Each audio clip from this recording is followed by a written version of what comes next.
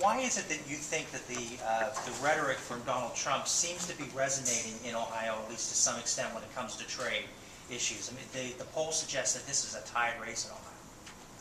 Well, trade's a big issue in Ohio, and it needs to be a big issue in Ohio. Policies that Senator Portman has pursued has cost Ohio at least 300,000 good paying manufacturing jobs.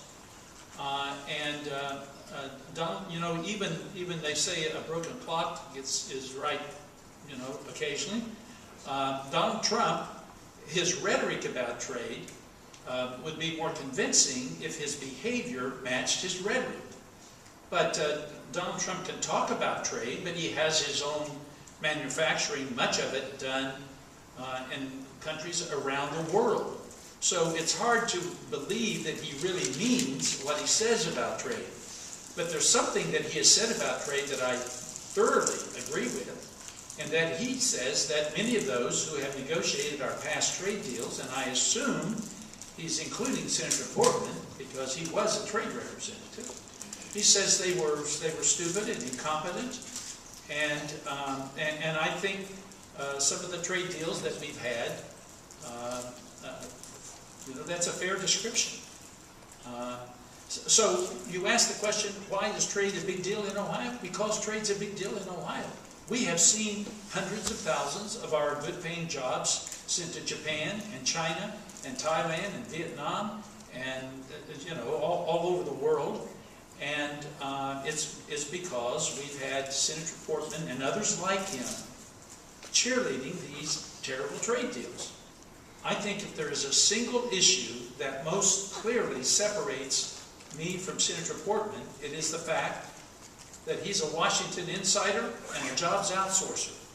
And I'm a guy who has always worked for the working middle class. That's where I came from, that's what I believe in, and that's what I'll continue to do in the Senate. Why is, this is again for the governor, why is Donald Trump any less believable than someone like Hillary Clinton, whose husband signed NAFTA, whose State Department helped negotiate the TPP, and she had her own election year conversion, if you will? First of all, I hope you're not blaming Hillary Clinton for the actions of her husband. She's a separate candidate, but she had a chance to vote as a senator on a trade issue, which was CAFTA, a trade deal that Senator Portman claims to have been the quarterback of. Hillary Clinton voted against CAFTA. And I think her position with the TPP is a strong one. She said that she was going to wait until she saw the final version, which she did, something that Senator Portman did not do. He voted to fast-track it without even reading the draft. But I think we've got some solutions to this trade deals. I think we ought to put a moratorium on any trade deal until we put certain things in place.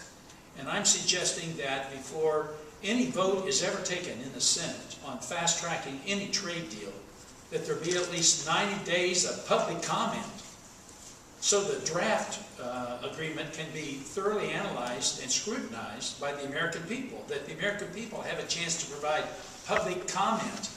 And I'm suggesting that representatives of workers, and I'm talking about the leadership of our major unions, have a more direct ability to have input into these trade deals. The corporate leadership certainly has input, and I think the representatives of working people need to have input into these trade deals before they are ever developed in draft form, and certainly before they're ever brought before the Senate for any vote, either a fast-track vote or a final up or down vote. Go. We gotta go. What times we need to go? Governor Strickland, there's a proposal here in Cleveland for a $15 minimum wage. What do you think about that? You support that? Well, I have said that nationally I support a federal $12 minimum wage, and that I would encourage local communities, if they choose to do so, to increase that to $15. I believe $15 is not too much money for a working person to receive. I believe if you work hard, you ought not to have to live in poverty. So the people of Cleveland will make a decision, and I support their right to do that, certainly. Do you think Governor Kasich should ban open carry after what happened in Baton Rouge this morning?